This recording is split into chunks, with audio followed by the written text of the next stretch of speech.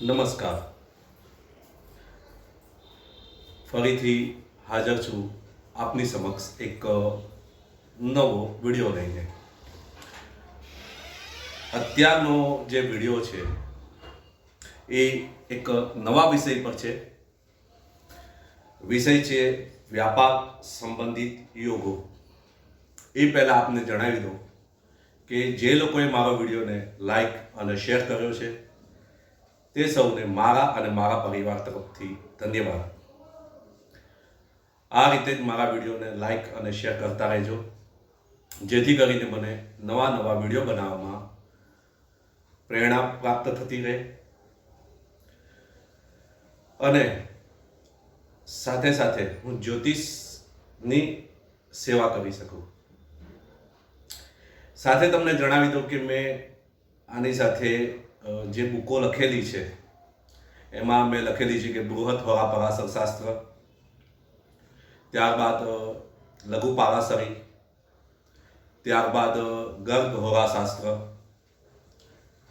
ત્યારબાદ વાસ્તુની બુક છે કે વિશ્વકર્મ પ્રકાશ ઉપર આધારિત છે. ત્યારબાદ અત્યારે જે મારું લેખન કાર્ય ચાલુ છે તે છે સરળ જ્યોતિષ. એના અત્યારે એક ભાગ પૂરો થયેલો છે, બીજા ભાગની શરૂઆત કરવાની છે. તો ચાલો આપણે ફરીથી શરૂઆત કરીએ એક નવો વિષય સાથે, જે છે વ્યાપાર સંબંધિત યોગ. તેની અંદર 27 જેટલા સૂત્રો છે, કહો કે નિયમો છે. તે નિયમોને અત્યારે આપણે જેટલા બની શકે એટલા આપણે એમાં લેવાનો પ્રયાસ કરશું. તો ચાલો શરૂઆત કરીએ. એક નવો વિષય, વ્યાપાર સંબંધિત યોગ. વ્યવસાયમાં એવું કહેવાય છે કે વ્યવસાયમાં કેવી સ્થિતિ રહે, ગ્રહોની કઈ પ્રકારની સ્થિતિ હોય, દ્રષ્ટિ હોય, યુતિ હોય, સ્થાન પરિવર્તન હોય, તે બધાનો આધાર કારોબાર પર સફળતાનો અસફળતાનો લાભ હાનિ જન્મ કુંડળીના અનુસાર વ્યક્તિના કર્તવ્યનિષ્ઠનો ભાવ જોવા મળે છે. તેની માટે આપણે દસમ ભાવથી તેનો જોવાનો પ્રયાસ કરીશું. તો ચાલો શરૂઆત કરીએ. એમાં એવું કહેવાય છે કે જાતકની કુંડળીમાં કયા આધારથી જાણી શકાય કે જાતક કયા ક્ષેત્રમાં જઈ શકે છે, કઈ લાઈનમાં જઈ શકે છે, નોકરીમાં જશે કે પછી વ્યાપાર કરશે. ઘણા લોકો પોતાના સ્વાતંત્ર્ય રીતે બી કામ કરતા હોય છે અથવા તો પોતાનો ધંધો પસંદ કરતા હોય છે. તો તે કુંડળીના વ્યાપાર કરવા માટે કયા યોગ છે તે આપણે જોઈશું. તો ચાલો શરૂઆત કરીએ. સૌ પ્રથમ પહેલો નિયમ, ચંદ્રમા ગુરુ અથવા શુક્રની યુતિ 12 ભાવમાંથી કોઈ પણ ભાવમાં થતી હોય તો જાતક સ્વયં વ્યાપાર કરી શકે છે. ત્યાર પછીનું બીજો સૂત્ર છે કે ચંદ્ર કુંડળીમાં શુભ ગ્રહ કેન્દ્રમાં હોય તો જાતક વ્યાપારથી ધન કમાય. ત્યાર પછીનું ત્રીજું સૂત્ર છે કે કુંડળીમાં બુધ, રાહુ અને શનિની યુતિ કરતો હોય તો જાતક સ્વયં પોતાની રીતે વ્યવસાય કરવાની ચાહના રાખતો હોય છે. પરંતુ જો શનિ કુંડળીમાં બળવાન હોય તો જાતક નોકરી કરતો હોય છે. પરંતુ જો બુધ એકલો હોય અને તેની પર શુભગ્રહની દ્રષ્ટિ હોય, અથવા તો બુધ એકલો કેન્દ્રમાં હોય, અથવા તો બુધ ચતુર્થ સ્થાનમાં હોય, તો પણ જાતક પોતાનો સ્વતંત્ર વ્યવસાય કરતો હોય છે.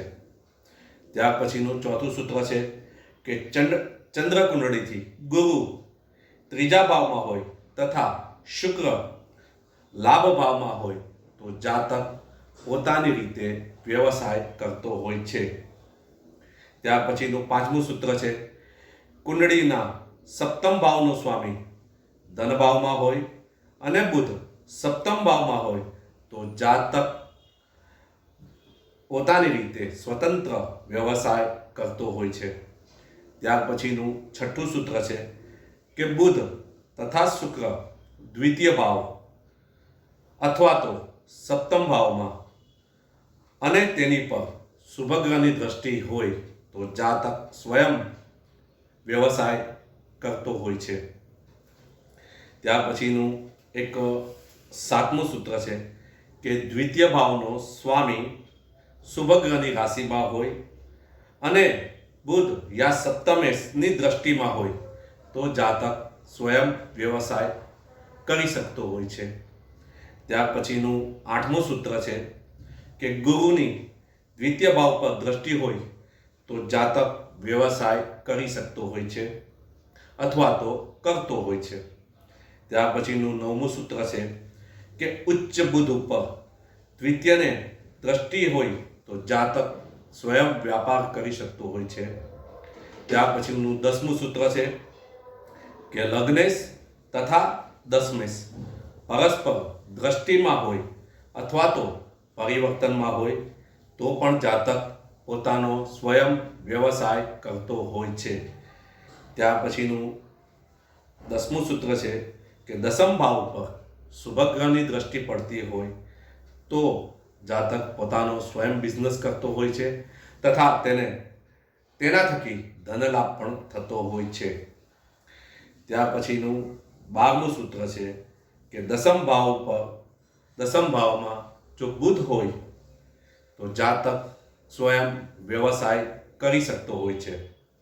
ત્યાર પછીનું 13મું સૂત્ર છે કે કુંડળીના આત્મકારક ગ્રહના નવમાસમાં શનિ હોય તો જાતક વ્યાપારથી ધન કમાતો હોય છે, એટલે કે જાતક સ્વયં વ્યવસાય કરતો હોય છે.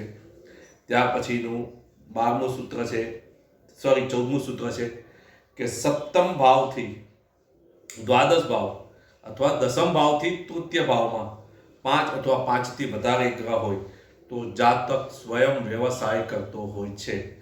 ત્યાર પછીનું 15મું સૂત્ર છે કે દસમ ભાવનો સ્વામી કેન્દ્ર અથવા ત્રિકોણમાં હોય તો જાતક સ્વયં વ્યવસાય કરતો હોય છે. ત્યાર પછીનું એક 16મું સૂત્ર છે કે મંગળ અથવા તો ચતુર્થ ભાવનો સ્વામી કેન્દ્ર અથવા ત્રિકોણમાં હોય અથવા લાભ ભાવમાં હોય તથા દસમેશની સાથે શુક્ર અને ચંદ્રની યુતિ થતી હોય તો જાતક સ્વયં વ્યવસાય કરી તથા જાતક ખેતી કરતો હોય છે અથવા તો પશુપાલન કરતો હોય છે અને તેના થકી ધન કમાતો હોય છે. ત્યાર પછીનું 17મું સૂત્ર છે કે કુંડળીના નવમ ભાવમાં બુધ શુક્ર તથા શનિ હોય તો વ્યક્તિ ખેતી કાર્ય કરીને ધન કમાતો હોય છે. ત્યારબાદ 18મું સૂત્ર છે કે કુંડળીમાં સૂર્યથી લઈને શનિ ગ્રહ બધા જ ગ્રહ જો કેન્દ્ર અને ત્રિકોણમાં હોય તો જાતક ખેતી સંબંધિત કાર્ય કરતો હોય છે. આ યોગનું નામ છે શૃંગાટક યોગ નામનો એક યોગ થતો હોય છે, જેની અંદર સૂર્યથી લઈને શનિ બધા જ ગ્રહ યા તો કેન્દ્રમાં હોય યા તો પછી ત્રિકોણમાં હોય યા તો બેવમાં હોય, કોઈ પણ પણફળ અથવા આપોક્લિમ ભાવમાં ના હોય તો જાતક સ્વયં ખેતી કરીને અથવા તો પશુપાલન કરીને ધન કમાતો હોય છે. ત્યાર પછીનું 19મું સૂત્ર છે કે ગુરુ અષ્ટમ ભાવમાં હોય અને પાપગ્રહ કેન્દ્રમાં હોય અને કોઈ પણ શુભ ગ્રહથી સંબંધ ના થતો હોય તો જાતક માંસ અને માછલી તથા પશુને કસાઈનો ધંધો પણ કરી શકતો હોય છે અને તેના થકી ધન કમાતો હોય છે. એટલે કે જાતક કસાઈ અથવા તો માછલી પકડનાર હોય છે. ત્યાર પછીનું 20મું સૂત્ર છે કે બુધ અથવા તો શુક્ર દસમ ભાવમાં હોય અને દસમેશનો નવાંશપતિ હોય તો જાતક કપડાનો વ્યવસાય કરતો હોય છે. ત્યાર પછીનું 21મું સૂત્ર છે લગ્ન તથા સપ્તમ ભાવમાં બધા ગ્રહ હોય તો સકટ યોગનું નિર્માણ થતું હોય છે. આવી વ્યક્તિ ટ્રાન્સપોર્ટનો ધંધો અથવા તો રથ ખેંચીને જે આ નાભાસ યોગ આવે છે ને એની અંદરનો આ યોગ છે કે યા તો જાતક ટ્રાન્સપોર્ટનો ધંધો કરતો હોય અથવા તો હાથ લારી ખેંચતો હોય, યા તો એવું કહેવાય એમાં લખેલું છે કે રથ ખેંચીને પોતે ધન કમાતો હોય છે. ત્યાર પછીનું 22મું સૂત્ર છે, રાહુ અને કેતુને છોડીને બીજા બધા ગ્રહો કોઈ પણ 4 ભાવમાં હોય તો જાતક ભૂમિ અથવા ખેતી કાર્યથી પોતે ધન કમાતો હોય છે અને પોતાનો સ્વયં વ્યાપાર કરતો હોય છે. ત્યાર પછીનું 23મું સૂત્ર છે કે કુંડળીમાં ચંદ્ર અને શુક્રની યુતિ લગ્નમાં હોય તો જાતક લેખક, કવિ અથવા તો પત્રકાર બની અને પોતાનો વ્યવસાય કરતો હોય છે અને તેના થકી ધન કમાતો હોય છે. ત્યાર પછીનું 24મું સૂત્ર છે કે કુંડળીમાં મંગળ, સૂર્ય દસમ ભાવમાં હોય તો જાતક સારો કારીગર બને છે અને એની કુશળતાથી તે પોતે ધન કમાતો હોય છે.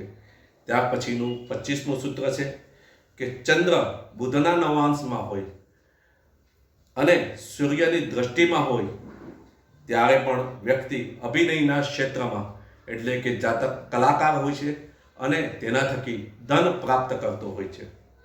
ત્યાર પછીનું 26મું સૂત્ર છે કે દસમ ભાવમાં ચંદ્ર તથા રાહુની યુતિ વ્યક્તિને રાજનીતિક એટલે કે કૂટનીતિક બનાવતો હોય છે અને તેના થકી એ ધન પ્રાપ્ત કરતો હોય છે.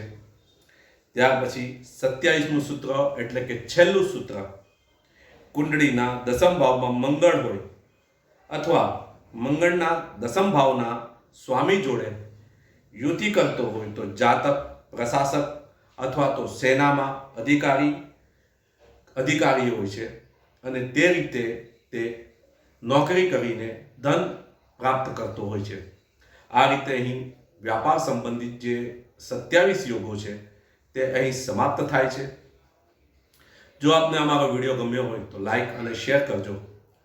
સાથે કોઈને પણ કુંડલી વિશ્લેષણ કરાવવી હોય યા તો પછી કુંડળી દેખાડવી હોય તો એક નજીવી ફી લઈને, આ ફી હું એડવાન્સમાં લેતો હોઉં છું કે નજીવી ફી લઈને હું આપને આપની કુંડળીનું વિશ્લેષણ કરી આપીશ. એ પછી જો કોઈને જ્યોતિષ સંબંધિત કોઈ બી પ્રશ્ન હોય એટલે કે જે લોકો જ્યોતિષ શીખે છે તે લોકોને કોઈ બી પ્રશ્ન હોય તો એ મને કોન્ટેક્ટ કરી શકે છે. તે લોકો માટે ગમે ત્યારે ફોન કરે સલાહ ટોટલ મફત આપવામાં આવશે. જ્યોતિષ સંબંધિત કોઈ બી કાર્ય હોય ક્યારે પણ હોય તે પણ હું તેમને મફત સલાહ સૂચન ફોન પર આપી શકીશ. જો આપને મારા વિડીયો ગમ્યો હોય તો લાઈક અને શેર કરજો. ધન્યવાદ. હર હર મહાદેવ.